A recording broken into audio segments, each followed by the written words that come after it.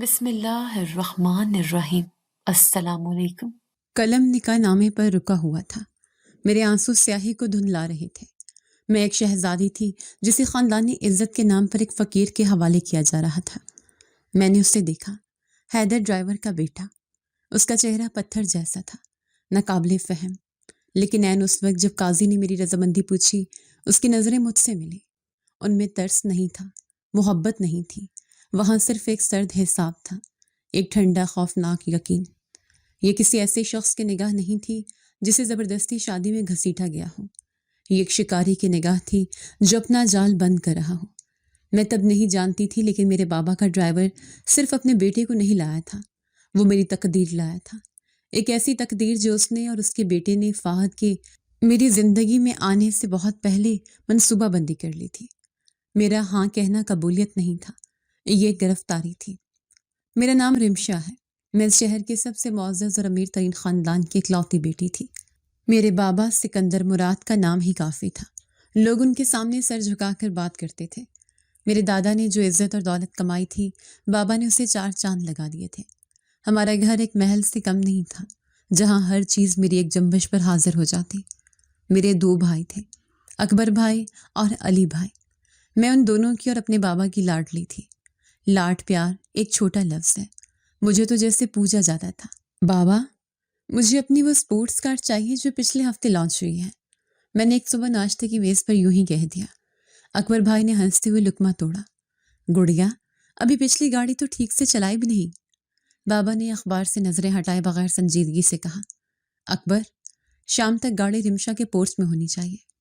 میری بیٹی نے خواہش کی ہے، اس پر بحث نہیں۔ یہ تھی میری زندگی، خواہش پوری ہونے سے پہلے ہی زبان پر آ جاتی تھی۔ میں نے کبھی نہیں سنا تھا۔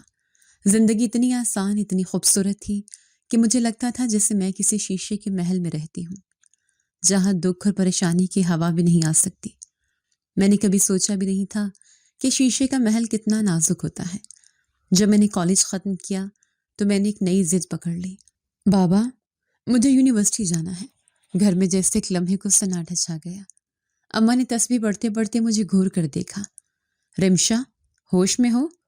علی بھائی نے کہا، ہمارے خاندان کی بیٹیوں کو یونیورسٹی جانے کی کیا ضرورت ہے؟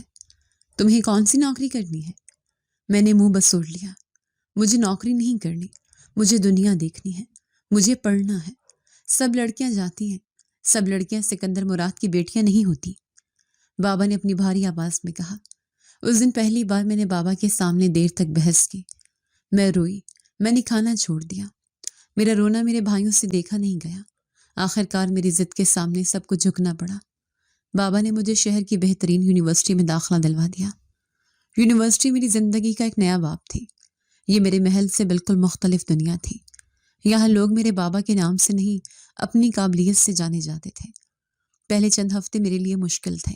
لڑکیاں مجھ سے مروب رہتی اور لڑکے مجھ سے بات کرنے سے گھبراتے۔ میں مہنگی گاڑی سے اترتی، برانڈڈ کپڑے پہنے سب سے الگ تھلگ رہتی۔ پھر میری ملاقات فہد سے ہوئی۔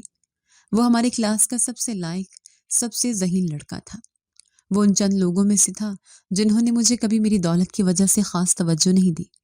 وہ ایک عام سے متوسط طبقے سے تھا، لیکن اس کی آنکھوں میں ایک عزم اور ذہانت کی چمک تھی جو میں نے پہلے کبھی نہیں دیکھی تھی۔ ہماری دوستی کا آغاز ایک اسائنمنٹ سے ہوا۔ مجھے ایک مشکل موضوع ملا تھا اور میں پریشان تھی۔ میں نے اسے لائبریری میں دیکھا، کتابوں میں ڈوبا ہوا۔ ایکسکیوز می، میں نے ہچکچاتے ہوئے کہا، کیا آپ فہد ہیں؟ اس نے نظریں اٹھا کر مجھے دیکھا۔ اس کے نگاہوں میں نہ کوئی لالچ تھا، نہ مروبیت۔ جی، فرمائیے۔ مجھے اس اسائنمنٹ میں کچھ مدد چاہیے تھی۔ اس دن اس نے مجھے 2 گھنٹے تک وہ موضوع سمجھایا۔ اس کا سمجھانے کا انداز اتنا شاندار تھا کہ میں متاثر ہوئے بغیر نہ رہ سکی۔ تم بہت ذہین ہو فہد، میں نے بے ساختہ کہا۔ وہ مسکرایا۔ ذہانت نہیں رمشا، محنت ہے۔ میرے پاس آپ کی طرح گاڑی اور محل نہیں ہے، میرے پاس صرف یہ کتابیں ہیں اور یہی میرا مستقبل ہے۔ اس دن کے بعد ہم اچھے دوست بن گئے۔ ہم ساتھ میں نوٹس بناتے، پروجیکٹس پر کام کرتے، لیکن میں نے ہمیشہ ایک فاصلہ قائم رکھا۔ میں جانتی تھی کہ میں کون ہوں اور میرے خاندان کے اصول کیا ہیں۔ اماں نے یونیورسٹی بھیجتے وقت سخت تنبیہ کی تھی، رمشا، یاد رکھنا، تم وہاں صرف پڑھنے جا رہی ہو، لڑکوں سے دوستی اور میل جول ہمارے خاندان کا رواج نہیں. بابا کی عزت کا خیال رکھنا. میں نے ان کی بات پلے باندھ لی تھی. فہد میرا کلاس فیلو تھا، ایک اچھا دوست تھا، بس وہ میری پڑھائی میں مدد کرتا تھا اور میں اس کی عزت کرتی تھی. لیکن مجھے یہ احساس نہیں ہوا کہ وہ ہمارے درمیان اس فاصلے کو کب اور کیسے کم کرتا جا رہا تھا. وہ میری چھوٹی چھوٹی باتوں کا خیال رکھنے لگا. اگر میں کبھی کلاس میں اداس لگتی تو وہ فکر مند ہو جاتا. سب ٹھیک ہے رمشا؟ آج آپ پریشان لگ رہی ہیں. کچھ نہیں، بس سر میں درد ہے. اگلے دن وہ میرے لیے پین کلرز لے آیا. یہ رکھ لیں، شاید کام آ جائے. میں اس کی اس توجہ سے گھبرا جاتی، لیکن مجھے یہ اچھا بھی لگنے لگا تھا. وہ واحد شخص تھا جو مجھے سکندر مراد کی بیٹی کے طور پر نہیں بلکہ رمشا کے طور پر دیکھتا تھا. دیکھتے ہی دیکھتے ہماری دوستی گہری ہوتی گئی. لیکن پھر ایک دن اس نے وہ کہہ دیا جسے میں ہمیشہ ڈرتی تھی. ہم یونیورسٹی کیفیٹیریا میں بیٹھے تھے، امتحانات قریب تھے اور ہم نوٹس ڈسکس کر رہے تھے. رمشا، اس نے اچانک نوٹس بند کرتے ہوئے کہا. اس کی آواز سنجیدہ تھی. میں آپ سے کچھ کہنا چاہتا ہوں. ہاں فہد، کہو. اسائنمنٹ کے بارے میں ہے؟ نہیں، اس نے میری آنکھوں میں دیکھتے ہوئے کہا. یہ ہمارے بارے میں ہے. میرا دل دھک سے رہ گیا. ہمارے بارے میں؟ کیسا مطلب؟ فہد نے گہرا سانس لیا. رمشا، میں جانتا ہوں کہ ہم صرف دوست ہیں، لیکن میں اب صرف آپ کا دوست نہیں رہنا چاہتا. میں پچھلے 6 مہینوں سے یہ بات اپنے دل میں چھپائے ہوئے ہوں. رمشا، میں آپ سے محبت کرنے لگا ہوں. اس کے الفاظ میرے کانوں میں سیسے کی طرح پگھلے. یہ وہ الفاظ تھے جنہوں نے میری پرسکون زندگی میں پہلا طوفان برپا کر دیا تھا. محبت، یہ لفظ میرے خاندان کے اصولوں کی کتاب میں نہیں تھا، کم از کم کسی ایسے شخص کے لیے جو ہمارے معیار کا نہ ہو. فہد، تم یہ کیا کہہ رہے ہو؟ میری آواز کانپ گئی. تم جانتے ہو یہ ناممکن ہے. کچھ بھی ناممکن نہیں ہوتا رمشا. اس کی آواز میں شدت تھی. میں آپ سے سچی محبت کرتا ہوں. میں وہاں سے اٹھ کر بھاگ آئی. میرا دل خوف سے کانپ رہا تھا. یہ محبت نہیں تھی، یہ تباہی کا آغاز تھا. میں کیفیٹیریا سے بھاگی نہیں تھی، میں اپنی زندگی سے بھاگی تھی. میرے ہاتھ کانپ رہے تھے اور دل اتنی زور سے دھڑک رہا تھا کہ مجھے لگا جیسے سب کو اس کی آواز سنائی دے رہی ہوگی. فہد کے الفاظ، میں تم سے محبت کرتا ہوں، میرے دماغ میں خطرے کی گھنٹی کی طرح بج رہے تھے. یہ محبت نہیں تھی، یہ ایک جال تھا. ایک ایسا جال جیسے اماں نے مجھے ہمیشہ خبردار کیا تھا. لڑکے لڑکیوں کو ہمیشہ استعمال کرنے کے بعد چھوڑ دیتے ہیں. ان کی آواز میرے کانوں میں گونجی. میں اپنی زندگی میں ایسا کوئی موقع نہیں آنے دینا چاہتی تھی کہ میں اپنے گھر والوں کی نظروں سے گر جاؤں. میں نے فیصلہ کر لیا، میں فہد سے ہر قسم کا رابطہ ختم کر دوں گی. اگلے دن سے میں نے اسے فاصلہ رکھنا شروع کر دیا. جو میں پہلے اس سے کلاسز اور اسائنمنٹس کے بہانے بات کر لیتی تھی، اب میں نے وہ بالکل بند کر دیا تھا. میں کلاس میں سب سے پچھلی سیٹ پر بیٹھ جاتی، جبکہ وہ ہمیشہ آگے بیٹھتا تھا. میں نے لائبریری جانے کا وقت بدل دیا. میں اس کے میسیجز کا جواب دینا چھوڑ دیا. پہلے تو اسے لگا ہوگا کہ میں مصروف ہوں، لیکن 2-3 دن بعد اسے حقیقت کا اندازہ ہو گیا. ایک دوپہر جب میں کلاس سے نکل کر پارکنگ کی طرف جا رہی تھی، وہ میرا راستہ روک کر کھڑا ہو گیا. اس کا چہرہ سنجیدہ تھا اور آنکھوں میں ایک سوال تھا. کیوں کر رہی ہو ایسا رمشا؟ اس نے دھیمی مگر سخت آواز میں پوچھا. میں نے گھبرا کر ادھر ادھر دیکھا. کوئی ہمیں دیکھ تو نہیں رہا تھا. کیا مطلب؟ میں کیا کر رہی ہوں؟ تم جانتی ہو میں کس بارے میں بات کر رہا ہوں. تم مجھ سے بھاگ رہی ہو. کیوں؟ فہد پلیز. میں نے منت کی. میری آواز بمشکل نکلی. یہاں تماشا مت کھڑا کرو، مجھے جانے دو. جب تک تم مجھے وجہ نہیں بتاؤ گی میں تمہیں نہیں جانے دوں گا. وہ اپنی بات پر اڑا ہوا تھا. کیا میری محبت کا اظہار کرنا اتنا بڑا گناہ تھا کہ تم نے مجھ سے بات کرنا ہی چھوڑ دیا؟ گناہ نہیں ہے فہد، میں نے بے بسی سے کہا. ناممکن ہے. تم نہیں سمجھ رہے. میرے بابا، میرا خاندان، وہ کبھی اس بات کو قبول نہیں کریں گے. ان کو لڑکیوں کی لڑکوں سے دوستی تک پسند نہیں. محبت تو بہت دور کی بات ہے. تو تم اپنے خاندان کے ڈر سے مجھے نظر انداز کر رہی ہو؟ اس کی آواز میں تلخی ابھری. کیا میں اتنا برا ہوں؟ یا بات یہ ہے کہ میں تمہارے معیار کا نہیں ہوں؟ تمہارے پاس دولت ہے، میرے پاس نہیں. یہی فرق ہے نا؟ فہد، میں نے غصے سے اسے دیکھا. ایسی بات نہیں ہے. تم جانتے ہو میں نے کبھی ایسا نہیں سوچا. تو پھر کیا ہے رمشا؟ اس نے ایک قدم آگے بڑھایا. اگر یہ سب نہیں ہے تو پھر میرے احساسات کا مذاق کیوں اڑا رہی ہو؟ میں نے آنکھیں بند کر لی کیونکہ میں ڈرتی ہوں. میں نے سچ اگل دیا. میں اپنے بابا کا بھروسہ نہیں توڑ سکتی. وہ میرا کلاس فیلو ہونے کی حیثیت سے اور کلاس کا لائق ترین اسٹوڈنٹ ہونے کی وجہ سے میری مدد کرتا تھا. بس اتنا ہی رشتہ تھا ہمارا. میں نے ہمیشہ تم سے پڑھائی میں مدد لی ہے، اس سے زیادہ کچھ نہیں. یہ جھوٹ تھا. میں جانتی تھی کہ میں اسے صرف ایک کلاس فیلو سے زیادہ سمجھنے لگی تھی، لیکن اب یہ اعتراف کرنا خودکشی کے مترادف تھا. میری بات سن کر اس کی آنکھوں میں ایک پل کو تکلیف کی لہر دوڑی، لیکن فوراً ہی وہ ایک عجیب سی عزم میں بدل گئی. ٹھیک ہے، اس نے سرد مہری سے کہا، اگر تم یہی سمجھتی ہو تو ٹھیک ہے، لیکن یاد رکھنا سچی محبت اتنی آسانی سے ہار نہیں مانتی. وہ میرے راستے سے ہٹ گیا. میں تیز قدموں سے چلتی ہوئی اپنی گاڑی تک پہنچی اور اندر بیٹھ کر دروازہ لاک کر لیا. میرا پورا وجود کانپ رہا تھا. اس دن کے بعد فہد نے مجھ سے بات کرنے کی کوشش نہیں کی، لیکن اس نے مجھے دکھانا شروع کر دیا. میں جہاں جاتی وہ میرے سامنے آ جاتا. کینٹین میں، لائبریری میں، کوریڈور میں. وہ مجھ سے بات نہیں کرتا تھا، بس مجھے دیکھتا رہتا تھا. اس کی آنکھوں میں ایک ایسی خاموش تڑپ اور محبت بھری اداسی ہوتی کہ میرا دل اسے دیکھ کر موم ہونے لگتا. وہ یونیورسٹی میں کسی کو میرے خلاف ایک لفظ نہیں کہنے دیتا تھا. ایک بار میری کسی جونیئر سے کسی بات پر تلخی ہو گئی تو فہد نے جس طرح اس لڑکی کو سب کے سامنے ڈانٹا، سب حیران رہ گئے. رمشا اس یونیورسٹی کے سب سے قابل احترام اسٹوڈنٹ ہے. آئندہ کسی نے ان سے اونچی آواز میں بات کی تو مجھ سے برا کوئی نہیں ہوگا. وہ میرے لیے ایک ڈھال بن گیا تھا. وہ مجھے دکھا رہا تھا کہ وہ میری کتنی عزت کرتا ہے. اس نے کبھی مجھ سے کہیں باہر گھومنے پھرنے جانے یا قربت کی فرمائش نہیں کی تھی. اس کی محبت پاکیزہ لگتی تھی، صرف عزت اور احترام پر مبنی. آہستہ آہستہ اس کی اس خاموش محبت، اس کی اس بے غرض حفاظت نے میرے دل پر اثر کرنا شروع کر دیا. اماں کی باتیں دھندلانے لگی. میرا دل کہنے لگا کہ شاید فہد باقی لڑکوں جیسا نہیں ہے، شاید وہ سچ میں مجھ سے محبت کرتا ہے. فہد کی خاموش محبت میرے دل میں جگہ بنانے لگی. میں نے ساری زندگی شہزادیوں کی طرح گزاری تھی، جہاں لوگ میری دولت اور میرے بابا کے نام کی وجہ سے میری عزت کرتے تھے. لیکن فہد پہلا شخص تھا جو میری عزت اس لیے کرتا تھا کیونکہ میں رمشا تھی. اس نے کبھی مجھ سے کوئی فرمائش نہیں کی، کبھی مجھے غلط نظر سے نہیں دیکھا. اس کا احترام ہی اس کی محبت کا ثبوت تھا. میرا دل جو اماں کی نصیحتوں اور بابا کے خوف سے پتھر ہو گیا تھا، آہستہ آہستہ پگھلنے لگا. میں اس کی خاموش اشاروں کا جواب ہلکی مسکراہٹ سے دینے لگی. میں لائبریری میں دوبارہ اس کے قریب بیٹھنے لگی. ایک دن میں سیڑھیوں سے اتر رہی تھی کہ میرا پاؤں مڑا اور میں گرنے ہی والی تھی کہ دو مضبوط بازو نے مجھے تھام لیا. وہ فہد تھا. رمشا، آپ ٹھیک ہیں؟ اس کی آواز میں حقیقی فکر تھی. ایک لمحے کے لیے میں اس کی آنکھوں میں کھو گئی.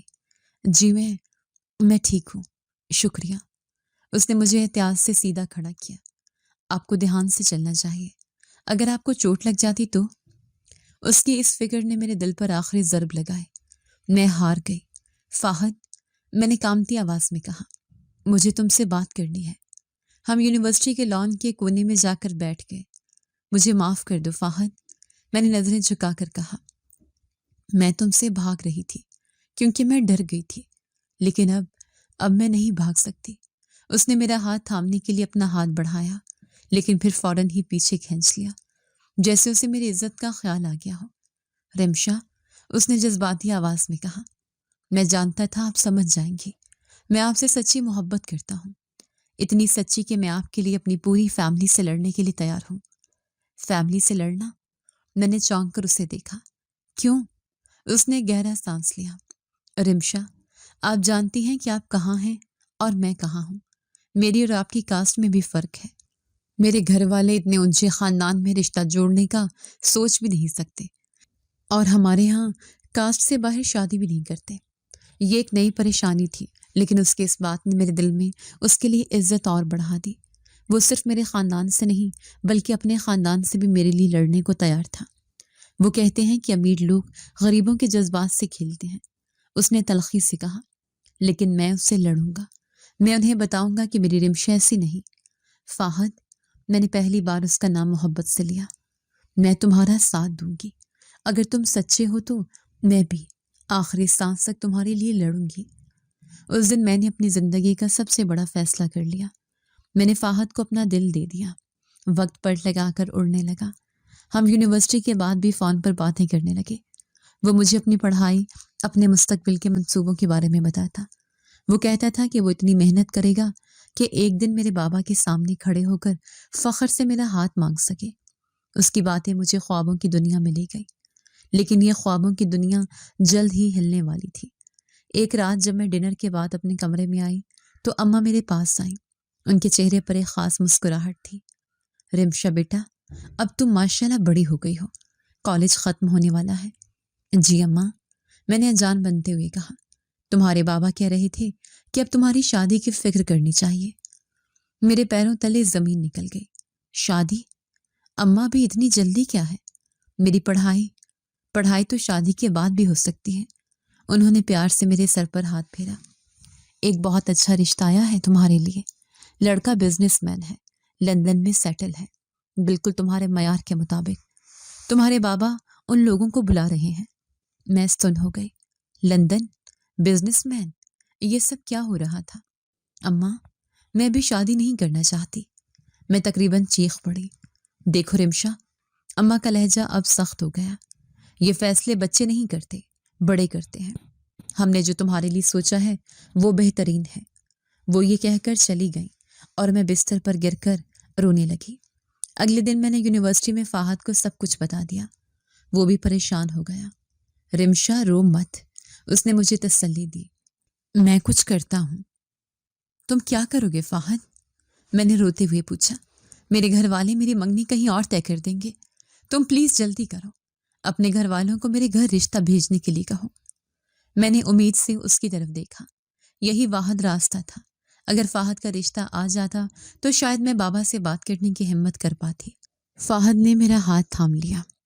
رمشا، میں آج ہی گھر جا کر بات کرتا ہوں، لیکن تم جانتے ہو میرے گھر والے راضی نہیں ہیں۔ وہ کاسٹ والی بات۔ فہد پلیز کوشش کرو۔ میں نے التجا کی۔ میرے پاس وقت نہیں ہے۔ وہ مجھے تسلی دیتے ہوئے کہنے لگا، میں گھر والوں کو منانے کی کوشش کر رہا ہوں رمشا، تم فکر مت کرو، وہ جلد ہی مان جائیں گے تو میں رشتہ لے کر آؤں گا۔ میں نے اس پر یقین کر لیا۔ وہ مجھے سچ میں پسند تھا۔ اگلے چند دن میری زندگی کے بدترین دن تھے۔ میں ہر لمحے فہد کے فون کا انتظار کرتی۔ ہر بجتی گھنٹی پر میرا دل حلق میں آ جاتا، اس امید پر کہ وہ کہے گا سب مان گئے ہیں، میں رشتہ لا رہا ہوں۔ لیکن ایسا کوئی فون نہیں آیا۔ اس کی بجائے گھر پر میری شادی کی باتیں زور پکڑ گئی۔ اماں روز مجھے اس لندن والے بزنس مین کی خوبیاں گنواتی۔ رمشا، لڑکے کی تصویر دیکھی ہے میں نے، بہت وجیح ہے اور خاندان بھی ہمارا ہم پلہ ہے۔ تمہارے بابا بہت خوش ہیں۔ وہ چاہتے ہیں کہ اگلے ہفتے ہی ان لوگوں کو کھانے پر بلا لیں۔ اماں پلیز، میں نے روحانسی ہو کر کہا، میری فائنل امتحانات سر پر ہیں، میں ابھی اس سب کے لیے تیار نہیں ہوں۔ تیار ہونا پڑتا ہے بیٹا، انہوں نے سختی سے کہا، لڑکیوں کا آخر میں گھر ہی بسانا ہوتا ہے۔ میں بے بسی سے آنسو پی کر رہ گئی۔ میں نے فہد کو درجنوں میسج کیے، فہد وقت نہیں ہے، پلیز کچھ کرو، وہ لوگ اگلے ہفتے آ رہے ہیں، کیا تمہارے گھر والے مانے؟ اس کے جوابات مختصر اور مایوس کن ہوتے۔ کوشش کر رہا ہوں، اماں بہت ضد کر رہی ہیں رمشا، یہ آسان نہیں ہے۔ میرا دل ڈوبنے لگا۔ مجھے لگ رہا تھا جیسے میں ایک دلدل میں پھنس رہی ہوں اور فہد کا ہاتھ میری گرفت سے چھوٹتا جا رہا ہے۔ پھر وہ دن آ ہی گیا۔ یونیورسٹی میں میرا آخری پیپر تھا۔ میں ایگزام ہال سے نکلی تو میرا دل بری طرح گھبرا رہا تھا۔ مجھے فہد کو ڈھونڈنا تھا۔ وہ مجھے لائبریری کے باہر مل گیا۔ اس کا چہرہ اترا ہوا تھا اور آنکھیں سوجی ہوئی تھیں، جیسے وہ رات بھر سویا نہ ہو۔ فہد، میں اس کی طرف لپکی۔ کیا ہوا؟ تم ٹھیک تو ہو؟ تم نے میرے میسیجز کا جواب کیوں نہیں دیا؟ اس نے میری طرف دیکھا۔ اس کی آنکھوں میں وہ چمک نہیں تھی جو مجھے دیکھ کر ہمیشہ آتی تھی، ان میں ایک گہری مایوسی اور شکست تھی۔ رمشا، اس کی آواز گھٹ گئی۔ میں ہار گیا۔ ہار گئے؟ میں نے کانپتی ہوئی آواز میں پوچھا۔ کیا مطلب؟ تم نے ٹھیک سے بات نہیں کی؟ میں نے بات کی۔ اس کی آواز میں ایک دم غصہ ابھرا۔ میں نے ان کے پاؤں پکڑ لیے۔ میں نے انہیں تمہاری قسم دی، لیکن وہ نہیں مانے۔ میری ماں کہتی ہیں کہ یہ شادی نہیں ہو سکتی، ہماری کاسٹ ایک نہیں ہے۔ وہ کہتی ہیں کہ امیر لوگ غریبوں کے جذبات سے کھیل کر چھوڑ دیتے ہیں۔ تو بس، میری آنکھوں میں آنسو بھر آئے۔ اتنی آسانی سے کہہ دیا تم نے کہ وہ نہیں مانے؟ تم نے کہا تھا تم میرے لیے سب سے لڑو گے۔ میں کس سے لڑوں رمشا؟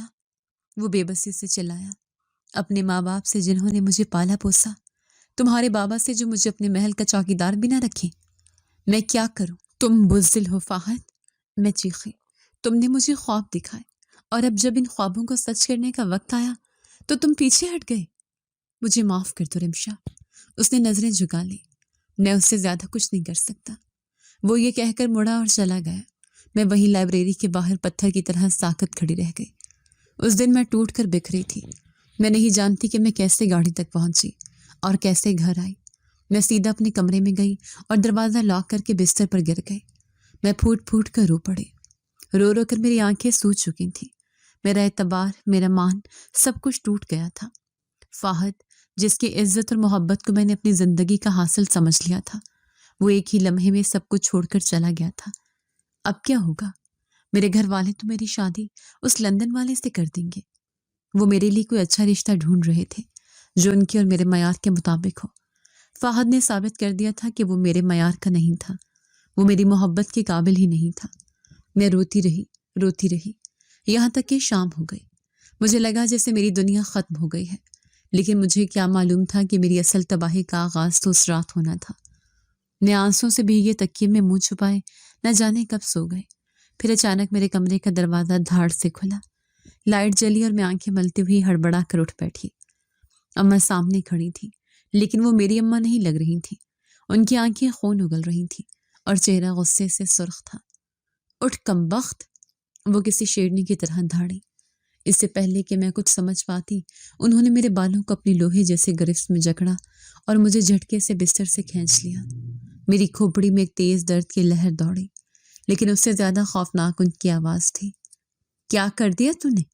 وہ چیخ رہی تھی۔ خاندان کی عزت کو داؤ پر لگا دیا۔ تیرا باپ تجھے زندہ نہیں چھوڑے گا۔ کیا ہوا اماں؟ میں درد اور خوف سے کانپ رہی تھی۔ خدا کے لیے بتائیں، میں نے کیا کیا ہے؟ یہ دیکھ انہوں نے اپنا موبائل فون میری طرف اچھالا۔ کانپتے ہاتھوں سے میں نے فون اٹھایا۔ اسکرین پر جو تھا اسے دیکھ کر میری روح فنا ہو گئی۔ وہ میری تصویریں تھیں، لیکن ایسی حالت میں کہ میں بیان نہیں کر سکتی۔ وہ واضح طور پر جعلی تھی۔ کسی نے میرا چہرہ کسی اور کے دھڑ پر لگایا تھا، لیکن وہ اتنی صفائی سے کیا گیا تھا کہ پہلی نظر میں کوئی بھی دھوکہ کھا جائے۔ یہ میں نہیں ہوں، میں چیخی۔ اماں، یہ جھوٹ ہے، یہ سب فیک ہے۔ خاموش، اماں نے میری بات کاٹ دی۔ یہی امید تھی تم سے یونیورسٹی بھیجنے کا، یہی صلہ دیا ہے تم نے؟ کس نے بھیجا ہے یہ سب؟ میں نے روتے ہوئے پوچھا۔ اسی لڑکے نے، اماں نے نفرت سے کہا، جس کے لیے تم آج کل پریشان پھر رہی تھی۔ اسی فہد نے بھیجی یہ تصویریں۔ فہد؟ میرے کانوں پر یقین نہیں آیا۔ نہیں اماں، وہ ایسا نہیں کر سکتا۔ وہ مجھ سے محبت کرتا ہے۔ یہ کوئی غلط فہمی ہوئی ہے۔ محبت؟ اماں نے ایک زوردار تھپڑ میرے منہ پر مارا۔ میرا گال سن ہو گیا۔ یہی محبت ہے اس کی؟ وہ کہہ رہا ہے اس کے پاس تمہاری ایسی بہت سی ویڈیوز بھی ہیں، اور اگر ہم نے اس کی بات نہ مانی تو وہ سب کچھ سوشل میڈیا پر ڈال دے گا۔ میں سکتے میں آ گئی۔ ویڈیوز؟ فہد، یہ ناممکن تھا۔ میں اس سے بات کرتی ہوں ابھی۔ میں نے اپنا فون اٹھایا۔ میری انگلیاں کانپ رہی تھیں۔ مجھ سے نمبر نہیں ملایا جا رہا تھا۔ میں نے فہد کو کال ملائی۔ گھنٹی بجتی رہی۔ اس نے فون نہیں اٹھایا۔ دیکھ لو، اماں نے تنزیہ کہا۔ نہیں اٹھائے گا، وہ بھاگ گیا ہے۔ نہیں، وہ اٹھائے گا۔ میں نے ضد میں آ کر دوبارہ کال ملائی۔ دوسری بار، تیسری بار، چوتھی کوشش پر کال اٹھا لی گئی۔ ہیلو، میں نے کانپتی آواز میں کہا۔ فہد، یہ سب کیا ہے؟ یہ کیسی تصویریں ہیں؟ پلیز مجھے بتاؤ، یہ جھوٹ ہے۔ دوسری طرف چند لمحے خاموشی رہی اور پھر ایک کہکا گونجا۔ یہ وہ کہکا نہیں تھا جو میں نے یونیورسٹی کی کینٹین میں سنا تھا۔ یہ وہ معصوم ہنسی نہیں تھی۔ یہ ایک بلند، وحشی اور ٹھنڈا کہکا تھا۔ ایک ایسا کہکا جس نے میرے وجود کو لرزا دیا۔ مذاق؟ اس کی آواز آئی اور میں اسے پہچان نہیں سکی۔ وہ فہد نہیں تھا، وہ کوئی اور تھا، ایک اجنبی، ایک درندہ۔ رمشا بی بی، مذاق تو اب شروع ہوا ہے۔ فہد، تم؟ میری آواز میرے حلق میں ہی دم توڑ گئی۔ بہت لاڈلی ہو نا اپنے بابا کی؟ اس کی آواز زہر میں بجھی ہوئی تھی۔ بہت امیر ہے نا وہ؟ चलो अब देखते हैं उनकी इज्जत ज्यादा कीमती है या उनके पैसे। तुम क्या कह रही हो? सुबह होने से पहले मुझे 1 करोड़ रुपए चाहिए। मैंने सन्नाटे में उसकी बात सुनी। 1 करोड़? हाँ, वो धाड़ा, पूरे 1 करोड़। अगर सुबह सूरज निकलने से पहले ये रकम मेरे अकाउंट में ना आई तो तुम्हारी ये तस्वीरें और उनसे भी 1000 गुना बेहतर वीडियोस मेरे सोशल मीडिया पर तुम्हारी धूम मचा देंगी। तुम्हारा बाप सिकंदर मुराद कल किसी को मुंह दिखाने के काबिल नहीं रहेगा। फाहद, ऐसा मत करो, खुदा का वास्ता। मैं गिड़गिड़ाई। खुदा को तब याद करना था जब यूनिवर्सिटी में मुझसे दोस्ती कर रही थी। अब सिर्फ पैसे काम आएंगे। काल कट गई। फोन मेरे हाथ से छूटकर कालीन पर गिर पड़ा। फाहद का वो भयानक कहका अब भी मेरे कानों में गूंज रहा था। 1 करोड़ रुपए, मेरी इज्जत की कीमत। अम्मा, मेरे होंठ कांपे। ये वो नहीं है, ये कोई और है। अम्मा ने मुझे नफरत से देखा। अब भी उसका नाम ले रही हो? उसी लम्हे मेरे कमरे का दरवाजा दोबारा धाड़ से खुला। इस बार दहलीज पर मेरे बाबा सिकंदर मुराद खड़े थे और उनके पीछे मेरे दादा जान। उन दोनों की आंखों में मैंने वो कहर देखा जो मैंने कभी किसी दुश्मन के लिए भी नहीं देखा था। बाबा, मैं उनकी तरफ बढ़ी। बाबा, आप मेरी बात सुने। वो झूठ बोल रहा है, वो मुझे ब्लैकमेल कर रहा है। उसने मुझसे 1 करोड़ रुपए मांगे हैं। खामोश। बाबा की आवाज किसी गरज की तरह पूरे कमरे में गूंजी। मैं अपनी जगह पर पत्थर बनी रह गई। पैसे? वो मेरी तरफ बढ़े। उनका चेहरा गुस्से से सुर्ख था। तुम्हारी नजर में मेरी इज्जत की कीमत 1 करोड़ है? तुम्हें ये सोचने की हिम्मत कैसे हुई कि तुम उस लड़के के साथ ये सब करोगी और मुझे खबर तक नहीं होगी? मैंने कुछ नहीं किया। मैं फूट फूट कर रो पड़ी। बाबा, खुदा की कसम, मैंने कुछ गलत नहीं किया। वो सारी तस्वीरें फेक हैं, वो जाली हैं। उसने मुझे धोखा दिया है। तो धोखा खाने यूनिवर्सिटी जाती थी तो? दादा जान ने अपनी छड़ी जमीन पर मारते हुए कहा। हमने तुम्हें सर पर चढ़ाया और तुम हमारे खानदान की नाक कटवाकर हमारे हाथ में दी गई। अब लोग क्या कहेंगे? सिकंदर मुराद की बेटी ने ये कुल खिलाए हैं। दादा जान प्लीज। बस, बाबा ने हाथ उठाकर मुझे खामोश कर दिया। बहुत हो गया। वो अम्मा की तरफ मुड़े। पैसों का इंतजाम करो। मेरे दिल में उम्मीद की किरण जागी। शायद वो पैसे देकर मामला रफा दफा करना चाहते हैं। लेकिन बाबा, अम्मा ने घबराते हुए कहा, अगर उसने पैसे लेकर भी तस्वीरें वायरल कर दी तो? ऐसे लालची लोग पैसे लेकर भी नहीं मानते, वो अपना काम कर ही देते हैं। फिर क्या करें? बाबा ने बेबसी से माथा मसला। लोगों को मालूम हो गया तो हम कहीं के नहीं रहेंगे। मेरी सारी जिंदगी की इज्जत, मेरे बाप दादा का नाम सब मिट्टी में मिल जाएगा। उनकी गुफ्तगू सुनकर मेरा दिल कांप उठा। उन्हें इस बात की फिक्र नहीं थी कि उनकी बेटी बेकसूर है। उन्हें फिक्र थी तो अपनी इज्जत की, अपने नाम की, जो लोगों के सामने मिट्टी में मिलने वाली थी। उन्हें तस्वीरों से ज्यादा इस बात की परवाह थी कि अगर लोगों को ये बात मालूम हो गई तो न जाने क्या होगा।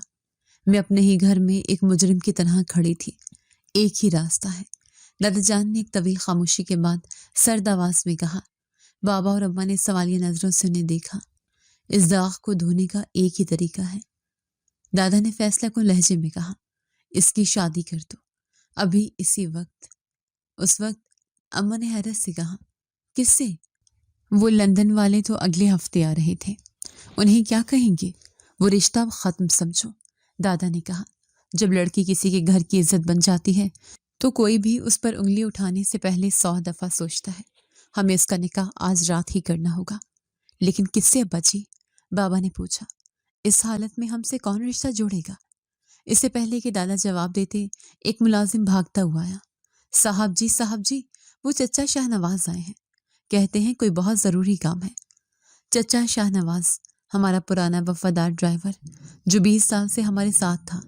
दादा जान के चेहरे पर एक अजीब सी खौफनाक मुस्कुराहट उभरी। बुलाओ उसे अंदर, उन्होंने हुक्म दिया, और इसके बेटे को भी बुलाओ। हैदर? मैंने चौंक कर सोचा। वो तो कभी कभी अपने बाप के साथ आता था। मेरा दिल किसी अनजाने खौफ से धड़क उठा। बाबा, दादा जान, आप क्या करने जाए? दादा ने मेरी बात काट दी। सिकंदर, तुमने जो सजा इसके लिए मुंतखब की थी वो दुरुस्त थी। यही इसका मुकद्दर है। सजा? कैसी सजा? मेरे पैरों तले जमीन निकल गई। मैं समझ गई थी وہ میرا نکاح اس سے کروانے کا کہہ رہے تھے۔ میں اپنے کمرے میں دروازے سے پیٹھ لگائے بیٹھی تھی، اسے اندر سے لاک کر کے۔ باہر بابا دروازہ کھٹکھٹا نہیں رہے تھے، وہ اسے پیٹ رہے تھے۔ دروازہ کھولو رمشا، ان کی آواز غصے سے پھٹ رہی تھی۔ باہر نکلو، آج میں تمہیں زندہ نہیں چھوڑوں گا۔ میری عزت خاک میں ملا دی۔ میرا پورا وجود لرز رہا تھا، رو رو کر میرا حلق خشک ہو گیا تھا۔ فہد کا دھوکہ، اس کا وہ وحشی کہکا، اور اب میرے اپنے خاندان کا یہ سلوک۔ میں جانتی تھی میرے گھر والے مجھے کبھی معاف نہیں کریں گے۔ میں نے ان کی سب سے قیمتی چیز، ان کی عزت پر آنچ آنے دی تھی، بھلے ہی میرا قصور نہیں تھا۔ میرے کانوں نے باہر کی ہلچل سنی، ملازمین کی بھاگ دوڑ، دادا جان کی بھاری آواز، اور پھر 2 نئی غیر مانوس آوازیں۔ انہیں سیدھا لاؤنج میں لاؤ، دادا جان نے حکم دیا۔ میرا دل کسی بہت بڑے اندیشے کے تحت ڈوب گیا۔ کچھ ہی دیر بعد اماں نے دروازے پر آ کر مجھے پکارا۔ ان کی آواز اب بھی سخت تھی، لیکن اس میں غصے کی بجائے ایک ٹھنڈی بے حسی تھی۔ رمشا، دروازہ کھولو، قاضی صاحب آ گئے ہیں۔ قاضی صاحب؟ میں چیخیں۔ کس کے لیے؟ تمہارے نکاح کے لیے۔ باہر ہمارے پرانے ڈرائیور چچا شاہ نواز اور ان کا بیٹا حیدر آ گیا ہے۔ میں نے دروازہ جھٹکے سے کھولا۔ اماں، وہ دہلیز پر کھڑی تھی، ان کی آنکھوں میں میرے لیے کوئی ہمدردی نہیں تھی۔ اماں، میں ان کے پاؤں میں گر گئی۔ اماں، خدا کا واسطہ ہے، مجھ پر یہ ظلم مت کریں، میں یہ نکاح نہیں کروں گی، میں مر جاؤں گی اماں، پلیز اماں۔ اماں نے مجھے بازو سے پکڑ کر سختی سے اٹھایا۔ تو یہ نکاح نہیں کرو گی؟ وہ چلائی۔ اور کیا کسر رہ گئی ہے تمہارے باپ اور دادا کی عزت کو تباہ و برباد ہونے میں؟ اب بھی کہہ رہی ہو نکاح نہیں کروں گی؟ لیکن اماں، وہ فہد پیسوں کی ڈیمانڈ کر رہا ہے، اسے پیسے دے دے۔ میں نے التجا کی، اور اگر اس نے پیسے لے کر بھی وہ تصویریں جاری کر دی؟ اماں نے نفرت سے کہا، ایسے لوگ پیسے لے کر بھی نہیں مانتے، وہ اپنا کام کر ہی دیتے ہیں۔ لیکن جب تم کسی کے گھر کی عزت بن جاؤ گی، کسی کے نکاح میں آ جاؤ گی، تو کوئی بھی تم پر انگلی اٹھانے سے پہلے 100 دفعہ سوچے گا۔ تو آپ میری شادی ایک ڈرائیور کے بیٹے سے کر دیں گی، میری سزا کے طور پر؟ ہاں، ان کی آواز نے مجھے کاٹ دیا۔ یہی تمہاری سزا ہے۔ نکاح تو تمہیں ابھی اور اسی وقت کرنا پڑے گا، ہو سکتا ہے ایسے ہی تمہارے ماں باپ کی عزت بچ جائے۔ چلو۔ وہ مجھے بازو سے کھینچتے ہوئے لاؤنج کی طرف لے گئی۔ لاؤنج کا منظر کسی ڈراؤنے خواب جیسا تھا۔ قاضی صاحب سر جھکائے بیٹھے تھے، میرے بابا اور دادا جان پتھر کے بت بنے صوفوں پر براجمان تھے، اور ان کے سامنے زمین پر 2 لوگ بیٹھے تھے۔ ایک چچا شاہ نواز تھے، جنہیں میں بچپن سے دیکھتی آئی تھی، اور دوسرا ان کا بیٹا حیدر۔ میں نے اسے پہلی دفعہ ٹھیک سے دیکھا تھا۔ وہ خاموشی سے سر جھکائے بیٹھا تھا، لیکن جب اس نے اماں کے مجھے کھینچنے پر ایک لمحے کو سر اٹھایا تو میری نظریں اس سے ٹکرا گئیں۔ وہ دیکھنے میں ہینڈسم اور خوبصورت تھا، لیکن اس کی آنکھوں میں ایک ایسی سرد مہری تھی جسے میں سمجھ نہ سکی۔ میں نے ایک حقارت کی نظر اس پر ڈالی۔ یہ غریب، یہ ایک ڈرائیور کا بیٹا، یہ میرے قابل تھا؟ میں رمشا سکندر مراد، اور میرا نکاح اس 2 ٹکے کے ملازم سے ہوگا؟ اماں، میں نہیں کروں گی، میں نے اپنی آخری ہمت جمع کر کے کہا۔ قاضی صاحب نکاح پڑھائیں۔ دادا جان نے میری بات کو نظر انداز کرتے ہوئے حکم دیا۔ قاضی صاحب نے ہچکچاتے ہوئے نکاح کے کلمات شروع کیے۔ میرا رونا، میرا چیخنا، میری التجا، سب کچھ ان دیواروں سے ٹکرا کر واپس آ رہا تھا۔ جب مجھ سے تیسری بار پوچھا گیا اور میں خاموش روتی رہی تو بابا نے میرے سر پر ہاتھ رکھا۔ اس کی خاموشی کو ہاں سمجھے قاضی صاحب، اور پھر حیدر سے پوچھا گیا۔ اس نے صرف ایک لفظ کہا، قبول ہے۔ اس ایک لفظ نے میرے مقدر لکھ دیا۔ میرے گھر والوں نے سزا کے طور پر مجھے اس ڈرائیور کی بیٹی کے ساتھ رخصت کر دیا۔ میں بہت روئی، بہت چلائی کہ میرا کوئی قصور نہیں، لیکن کسی نے مجھ پر یقین نہیں کیا۔ نکاح کے فوراً بعد اماں نے میرا ہاتھ پکڑا اور مجھے باہر کی طرف دھکیل دیا۔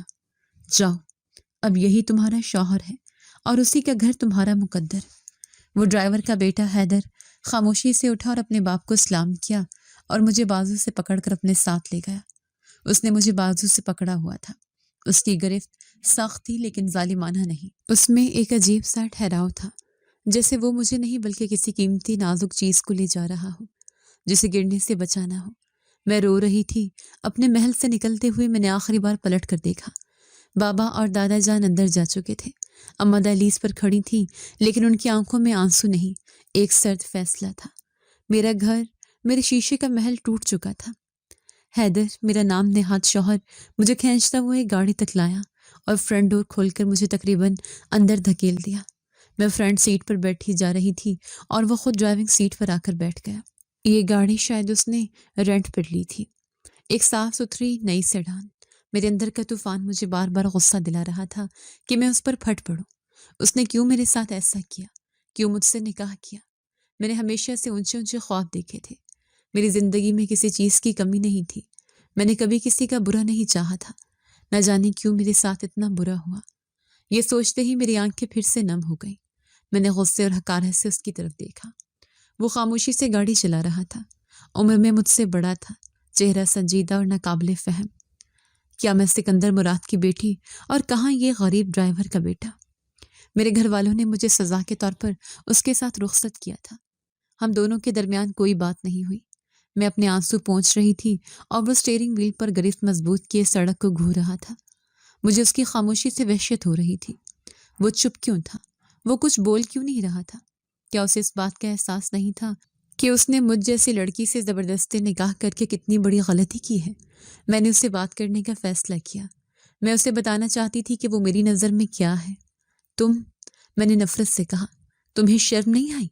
ایک ڈرائیور کے بیٹے ہو کر میری زندگی برباد کرنے کی ہمت کیسے کی تم نے؟ اس نے گاڑی چلاتے چلاتے میری طرف نہیں دیکھا۔ اس کا چہرہ اسپاٹ رہا۔ کیا تمہیں لگا تھا کہ تم مجھ سے شادی کر کے امیر ہو جاؤ گے؟ میں زہر اگل رہی تھی۔ تو کان کھول کر سن لو، میرے بابا نے مجھے تمہیں سزا کے طور پر دیا ہے۔ وہ تمہیں ایک پھوٹی کوڑی بھی نہیں دیں گے۔ تم ساری زندگی ایک ڈرائیور کے بیٹے ہی رہو گے۔ اس نے پھر بھی جواب نہیں دیا۔ اس کا یہ سکوت میرے غصے کو اور بھڑکا رہا تھا۔ جواب دو، میں چیخی۔ بولتے کیوں نہیں؟ اس نے دھیرے سے سر میری طرف موڑا، صرف ایک لمحے کے لیے۔ اس کی آنکھوں میں نہ غصہ تھا نہ شرمندگی، ایک ایسی سرد گہرائی تھی جسے دیکھ کر میں ایک پل کو کانپ گئی۔ ابھی نہیں، اس نے بس اتنا کہا اور اپنی نظریں واپس سڑک پر جما لیں۔ کیا مطلب ابھی نہیں؟ میں نے پوچھا، لیکن وہ دوبارہ خاموش ہو گیا تھا۔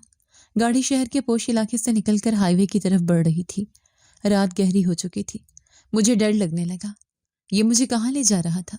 جیسے ہی گاڑی ایک چیک پوسٹ کے پاس پہنچی، میری نظر وردی میں ملبوس سپاہیوں پر پڑی۔ وہ ہر گاڑی کو روک کر چیک کر رہے تھے۔ ایک سپاہی نے ہماری گاڑی کو بھی رکنے کا اشارہ کیا، لیکن جیسے ہی اس کی نظر ڈرائیونگ سیٹ پر بیٹھے حیدر پر پڑی، اس کے تاثرات یکدم بدل گئے۔ اس نے فوراً کسی بڑے افسر کو دیکھتے ہی تن کر سیلوٹ کیا۔ حیدر نے گاڑی روکی نہیں، اس نے صرف ہاتھ کے اشارے سے سیلوٹ کا جواب دیا۔ سپاہی بھاگتا ہوا گاڑی کے پاس آیا۔ جب تک گاڑی اس کے پاس سے گزر رہی تھی، اس نے جھک کر کہا، وی ویلکم بیک سر۔ میں نے چونک کر حیدر کو دیکھا اور پھر اس سپاہی کو۔ سپاہی نے آگے بڑھ کر پرجوش آواز میں کہا، سر، آپ کامیاب ہوئے ہیں، آپ کا مجرم پکڑا جا چکا ہے۔ حیدر نے ایک تیز نظر میری طرف دیکھا۔ میں جو ہکا بکا رہ گئی تھی، اس کی نظروں کا مطلب نہ سمجھ سکی۔ حیدر نے سپاہی کو جواب دیا۔ اس کی آواز میں اب وہی سرد حکم تھا، ٹھیک ہے، بات کو ختم کرو، میں خود دیکھ لیتا ہوں۔ وہ یہ کہتے ہوئے گاڑی کو تیزی سے آگے بڑھا لے گیا۔ میں سکتے میں تھی۔ سر، مجرم، یہ سب کیا تھا؟ یہ شخص جسے میں ایک غریب ڈرائیور کا بیٹا سمجھ رہی تھی، اس پولیس والے سیلیوٹ کیوں کر رہے تھے؟ میں اس کو گھورتی رہی۔ میری آنکھوں کے سامنے وہ چیک پوسٹ، وہ سیلیوٹ اور وہ الفاظ ویلکم بیک سر گھوم رہے تھے۔ میرا دماغ معاف ہو چکا تھا۔ یہ کوئی غریب ان پڑھ ڈرائیور کا بیٹا محسوس نہیں ہو رہا تھا، یہ کوئی اور تھا۔ کون ہو تم؟ میری آواز میں اب غصہ یا نفرت نہیں تھی، صرف ایک گہری لرزہ خیز حیرت تھی۔ یہ سب کیا تھا؟ وہ تمہیں سر کیوں کہہ رہا تھا؟ حیدر نے میری طرف دیکھا۔ اس نے گاڑی کی رفتار بڑھا دی۔ ہم اب شہر کے ایک بہت ہی پوش اور سنسان علاقے میں داخل ہو رہے تھے، جہاں دور دور تک صرف بڑی بڑی کوٹھیاں اور اونچی دیواریں تھیں۔ میں نے پوچھا، کون ہو تم؟ میں نے اس بار اونچی آواز میں کہا۔ میری آواز خوف سے کانپ رہی تھی، اور اس نے کسی مجرم کے پکڑے جانے کی بات کی۔ حیدر نے گاڑی ایک بہت بڑی سیاہ رنگ کی عمارت کے سامنے روکی۔ یہ کسی کا گھر نہیں لگ رہا تھا، یہ کوئی سرکاری یا پرائیویٹ ہیڈ کوارٹر لگتا تھا۔ اس نے انجن بند کیا اور مکمل طور پر میری طرف مڑا۔ رات کی تاریکی میں ڈیش بورڈ کی مدھم روشنی میں اس کی آنکھیں چمک رہی تھیں۔ تم ہکا بکا رہ گئی؟ اس نے پہلی بار مجھ سے سیدھا سوال کیا تھا۔ اس کی آواز میں طنز نہیں تھا، ایک عجیب سی سنجیدگی تھی۔ یہ سب کیا ہے؟ میں نے اس عمارت کی طرف اشارہ کیا۔ تمہارا باپ تو تمہارے بابا تو میرے بابا کے ڈرائیور ہیں۔ ہاں وہ ہیں، حیدر نے سکون سے جواب دیا۔ میرا باپ ڈرائیور ضرور ہے کیونکہ وہ اپنا پرانا کام چھوڑنا نہیں چاہتا۔ وہ تمہارے بابا کے نہیں، تمہارے دادا کے زمانے سے ان کے ساتھ ہے۔ یہ ان کی وفاداری ہے۔ میں نے ان سے بہت دفعہ کہا ہے کہ اب یہ سب چھوڑ دیں، لیکن وہ نہیں مانتے۔ چھوڑ دیں؟ میں نے الجھ کر پوچھا۔ مطلب یہ کہ چچا شاہ نواز میرے بابا اب صرف اپنی ضد اور وفاداری کی وجہ سے وہ نوکری کر رہے ہیں، ورنہ اس نے ایک لمحے کا توقف کیا۔ انہیں اب لاکھوں یا کروڑوں کے لیے کام کرنے کی ضرورت نہیں۔ میرا منہ کھلے کا کھلا رہ گیا۔ لاکھوں؟ کروڑوں؟ چچا شاہ نواز؟ لیکن تم کون ہو؟ وہ پولیس والا؟ میں پولیس والا نہیں ہوں رمشا، اس نے میری بات کاٹی۔ میں ایک اسپیشل ایجنسی کے لیے کام کرتا ہوں۔ ہم ان مجرموں کو پکڑتے ہیں جو قانون کی نظروں سے اوجھل رہ کر کام کرتے ہیں۔ میرے دماغ میں ایک دم فہد کا چہرہ گھوما۔ وہ مجرم؟ میں نے کامتی آواز میں کہا، جس کی بات وہ سپاہی کر رہا تھا۔ وہ کون تھا؟ وہی حیدر نے اسپاٹ لہجے میں کہا، جس نے تمہاری زندگی برباد کرنے کی کوشش کی۔ فہد؟ میں نے ناقابل یقین انداز میں سر ہلایا۔ وہ پکڑا گیا؟ تم نے اسے کیسے پکڑا؟ تمہیں کیسے معلوم ہوا؟ کیونکہ میں پچھلے 6 مہینے سے اسی کے پیچھے تھا۔ یہ انکشاف کسی بم کی طرح مجھ پر گرا۔ 6 مہینے سے؟ ہاں۔ فہد صرف ایک لائق اسٹوڈنٹ نہیں تھا، وہ اسٹوڈنٹس کو، خاص طور پر امیر گھرانوں کی لڑکیوں کو اپنے جال میں پھنسانے والے ایک بڑے نیٹ ورک کا حصہ تھا۔ وہ ان سے دوستی کرتا، ان کا اعتبار جیتتا اور پھر ان کی جعلی تصویریں اور ویڈیوز بنا کر انہیں بلیک میل کرتا تھا۔ تم اس کا پہلا شکار نہیں تھے رمشا، لیکن میں چاہتا تھا کہ تم آخری ہو۔ میں سن تھی تو فہد کی وہ محبت، وہ عزت، وہ میرے لیے لڑنے کے دعوے، وہ سب ایک ڈرامہ تھا، ایک سازش تھی۔ لیکن تم آج رات میرے گھر کیا کرنے آئے تھے؟ میں نے اصل سوال پوچھا۔ حیدر نے ایک گہری سانس لی۔ میں آج رات تمہارے بابا سے ملنے آیا تھا۔ میں انہیں فہد کے بارے میں سب کچھ بتانا چاہتا تھا۔ میں انہیں خبردار کرنا چاہتا تھا کہ ان کی بیٹی خطرے میں ہے۔ میرے پاس فہد کے خلاف سارے ثبوت آ چکے تھے اور ہم آج رات اسے گرفتار کرنے والے تھے۔ اس نے میری آنکھوں میں دیکھا۔ میں جب تمہارے گھر پہنچا تو وہاں پہلے ہی واویلا مچا ہوا تھا۔ فہد اپنا کھیل کھیل چکا تھا۔ اس نے وہ تصویریں تمہارے گھر والوں کو بھیج دی تھیں۔ تو تم نے انہیں سچ کیوں نہیں بتایا؟ میں چیخی۔ تم نے انہیں کیوں نہیں بتایا کہ میں بے قصور ہوں اور فہد ایک مجرم ہے؟ میں نے کوشش کی۔ اس کی آواز میں پہلی بار جذبات کی شدت ابھری۔ میں نے تمہارے دادا سے بات کرنے کی کوشش کی، لیکن وہ اس وقت اپنی عزت کے علاوہ کچھ اور سننے کو تیار نہیں تھے۔ وہ تمہیں ان تصویروں کو اور اس ذلت کو جلد از جلد دفن کرنا چاہتے تھے۔ اور جب انہیں معلوم ہوا کہ میں شاہ نواز ڈرائیور کا بیٹا ہوں، اس نے تلخی سے کہا، تو انہیں اپنی بیٹی کو سزا دینے کا اس سے بہتر موقع نہیں مل سکتا تھا۔ انہوں نے مجھے ڈرائیور کا بیٹا سمجھ کر تم جیسی شہزادی کا ہاتھ میرے ہاتھ میں دے دیا، یہ سوچ کر کہ وہ تمہیں سب سے بڑی سزا دے رہے ہیں، اور تم مان گئے۔ میں نے آنسوں کے درمیان سے اسے دیکھا۔ تم نے مجھ سے نکاح کیوں کیا؟ وہ ایک لمحے کے لیے خاموش رہا۔ اس کی وہ سرد آنکھیں جن سے میں نفرت کرتی تھی، ان میں ایک عجیب سی تپش تھی، کیونکہ میں جانتا تھا کہ فہد 1 کروڑ لے کر بھی نہیں رکے گا۔ وہ تمہیں برباد کر دیتا، اور تمہارا خاندان، وہ تمہیں کبھی معاف نہ کرتا۔ اس نے میری طرف دیکھا۔ میں تمہارے گھر والوں کو سچ نہیں بتا سکا، لیکن میں تمہیں اس قید سے نکال سکتا تھا۔ میں نے ان کی سزا کو قبول کر لیا تاکہ میں تمہیں وہاں سے نکال کر اپنے حفاظت میں لے آؤں۔ میں اس کی طرف دیکھتی رہی۔ میرے آنسو اب صدمے کے نہیں بلکہ ایک ایسی حقیقت کے تھے جو میری سوچ سے کہیں زیادہ پیچیدہ تھی۔ وہ شخص حیدر جسے میرے خاندان نے میری سزا سمجھا تھا، وہ دراصل میرا نجات دہندہ بن کر آیا تھا۔ تم یہ سب جانتے تھے؟ میں نے اپنی کامتی آواز کو بمشکل قابو کیا۔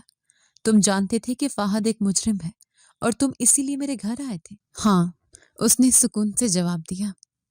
میرا مشن فہد اور اس کے گینگ کو پکڑنا تھا، لیکن میرا مقصد تمہیں بچانا بن گیا۔ جو میں نے تمہارے گھر میں وہ سب ہوتا دیکھا، تمہارے بابا اور دادا کا رد عمل، میں جان گیا تھا کہ اگر میں نے تمہیں اس وقت وہاں سے نہ نکالا تو تم ایک مجرم کے ہاتھوں سے بچ کر اپنے ہی خاندان کے ہاتھوں تباہ ہو جاؤ گی۔ اس کی بات میرے دل پر لگی۔